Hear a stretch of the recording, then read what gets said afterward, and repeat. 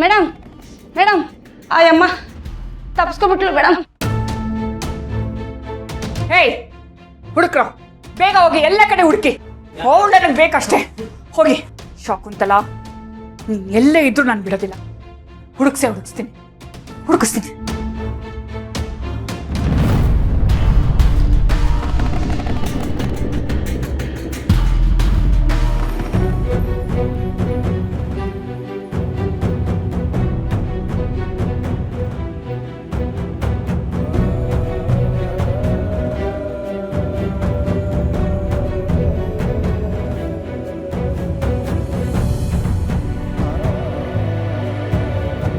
ರಾಯರೇ, ಎಲ್ಲರೂ ಪೂರ್ಣಾಹುತಿ ನಂಗೆ ನಮಸ್ಕಾರ ಮಾಡ್ಕೊಳ್ಳಿ. ಈಗ ಪೂರ್ಣಾಹುತಿನ ಕೈಯಿಂದ ತಗೊಂಡು ಅರ್ಪಿಸಿ. ಓಂ ಪೂರ್ಣಮದಂ ಪೂರ್ಣಮಿದಂ ಪೂರ್ಣೇ ಪೂರ್ಣಮುದಚ್ಯತೆ ಪೂರ್ಣಸ್ಯ ಪೂರ್ಣಮದಾಯ ಪೂರ್ಣಮೇವ ವಶಿಷ್ಯತೆ. ಓಂ ಶಾಂತಿ ಶಾಂತಿ ಶಾಂತಿ. ಓಂ ಸಂಪೂರ್ಣಂ. ಉತ್ತಮ್ ಅವರೇ, ಇಲ್ಲಿಗೆ ಹೋಮ ಸಾಂಗವಾಗಿ ನೆರವೇರಿದೆ. ಇನ್ನು ನಿಮ್ಮ ತಾಯಿಗೆ ಯಾವುದೇ ತೊಂದರೆ ಆಗೋದಿಲ್ಲ. ನೀವು ಯೋಚನೆ ಮಾಡಬೇಡಿ. ನೀವು ಮಾಡಿಸಿರೋ ಹೋಮ ಖಂಡಿತವಾಗ್ಲೂ ಅವ್ರನ್ನ ಮುಟ್ಟುತ್ತೆ. ಅಂದಾಗೆ ನಿಮ್ಮ ತಾಯಿ ಹೆಸರಲ್ಲಿ ಪ್ರಸಾದ ಮಾಡ್ಸಕ್ಕೆ ಹೇಳಿದ್ನಲ್ಲ, ಅದನ್ನು ತಗೊಂಡೋಗಿ ಎಲ್ಲ ಭಕ್ತಾದಿಗಳಿಗೂ ಹಂಚ್ಬಿಡಿ. ಸರಿ ಗುರು, ಒಳ್ಳೇದಾಗ್ಲಿ. ಪಪ್ಪ, ಈ ಪೂಜೆ ಎಲ್ಲ ಯಾಕೆ ಮಾಡಿಸಿದ್ವಿ? ಅದು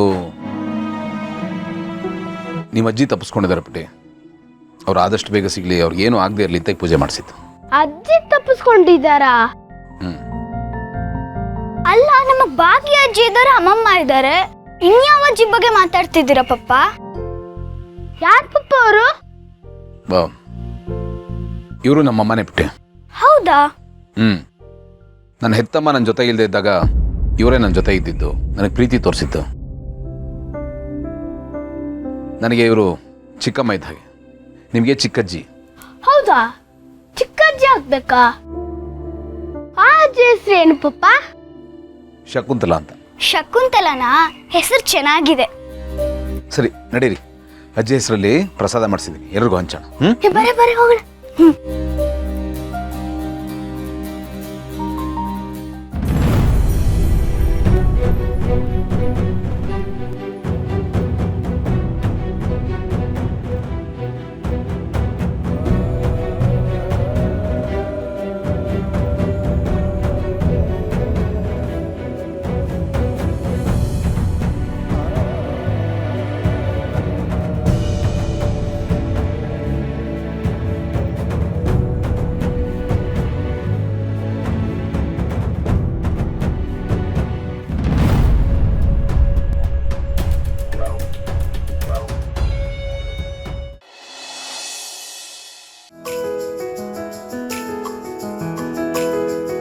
ಶಾಕುಂತಲಾ ಅತ್ತೆ ನಿಮ್ಮ ವಿರುದ್ಧವಾಗಿ ಇಷ್ಟೆಲ್ಲ ಮಾಡಿದ್ರು, ಆದರೆ ನೀವು ಅವ್ರಿಗೋಸ್ಕರ ಪೂಜೆ ಹವನ ಮಾಡಿಸ್ತಿದ್ದೀರ. ಹಳೇದು ಯಾವುದು ನೆನಪಿಲ್ವಾ ನಿಮಗೆ? ನೆನಪಿಲ್ಲ ಅಂತಲ್ಲ ಭೂಮಿಕಾ, ನೆನಪಲ್ಲಿ ಯಾಕೆ ಇಟ್ಕೋಬೇಕು ಅಂತ. ನೆನಪಲ್ಲಿ ಇಟ್ಕೊಳ್ಳೋದೇ ಆದರೆ ಒಳ್ಳೇದನ್ನ ನೆನಪಲ್ಲಿ ಇಟ್ಕೊಳ್ಳೋಣ, ಕೆಟ್ಟದನ್ನ ಯಾಕೆ ನೆನಪಲ್ಲಿ ಇಟ್ಕೋಬೇಕು? ಕೆಟ್ಟ ನೆನಪು ಒಂಥರ ಸ್ಲೋ ಪಾಯ್ಸನ್ ಇದ್ದ ಹಾಗೆ, ಅದು ನಮ್ಮ ನೆಮ್ಮದಿನೇ ತಿಂದು ಹಾಕ್ಬಿಡುತ್ತೆ. ಅದನ್ನು ಮನಸ್ಸಲ್ಲಿ ಇಟ್ಕೊಂಡು ನಮಗೆ ನಾವೇ ಯಾಕೆ ನೋವು ಕೊಟ್ಕೋಬೇಕು?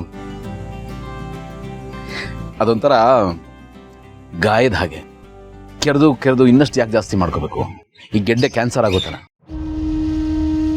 ಮನುಷ್ಯ ಅಂದಮೇಲೆ ಕೆಟ್ಟವರು ಅಂತ ಯಾರೂ ಇರಲ್ಲ ಭೂಮಿಕಾ. ಒಳ್ಳೆತನದ ಪ್ರಮಾಣದಲ್ಲಿ ವ್ಯತ್ಯಾಸ ಆಗಿರುತ್ತೆ ಅಷ್ಟೇ. ಮನುಷ್ಯ ಆದಮೇಲೆ ಪ್ಲಸ್ಸು ಮೈನಸ್ಸು ಎರಡೂ ಇರುತ್ತೆ. ನಾವು ಬರೀ ಪ್ಲಸ್ಸನ್ನು ತೊಗೊಂಡ್ರೆ ಆಯಿತು. ಈ ಕೊಳೆತ ಹಣ್ಣಲ್ಲಿ ಕೆಟ್ಟ ಭಾಗನ ನಾವು ಕಟ್ ಮಾಡಿ ಒಳ್ಳೆ ತಿಂತೀವಲ್ಲ, ಹಾಗೆ ಅವ್ರು ಹಾಗಿದ್ರು. ಬಟ್ ಇಷ್ಟೆಲ್ಲ ಆದಮೇಲೆ ಅವ್ರ ಮನಸ್ಥಿತಿ ಹೇಗಿದೆ ಅಂತ ನಮಗೂ ಗೊತ್ತಿಲ್ಲ ಅಲ್ವಾ? ಮನುಷ್ಯನಿಗೆ ಬದಲಾಗೋದಕ್ಕೆ ನಾವು ಅವಕಾಶ ಮಾಡಿಕೊಡ್ಬೇಕು.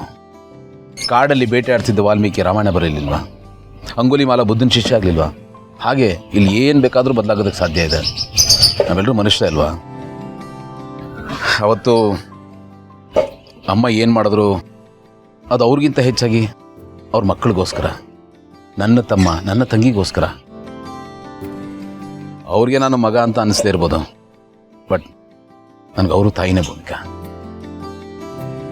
ಎಲ್ಲಿ ನಾನು ನನ್ನ ಹೆಂಡತಿ ಮಕ್ಳಿಗೋಸ್ಕರ ಎಲ್ಲಾನು ಕಂಟ್ರೋಲಿಗೆ ತೊಗೊಂಡು ಅವ್ರಿಗೆ ಏನು ಕೊಡದೆ ಇದ್ಬಿಡ್ತೀನೋ, ಫ್ರೀಡಮ್ ಕಿತ್ಕೊಂಡ್ಬಿಡ್ತೀನೋ ಅಂತ ಅವ್ರಿಗೆ ಅನ್ಸಿರ್ಬೋದಲ್ವಾ?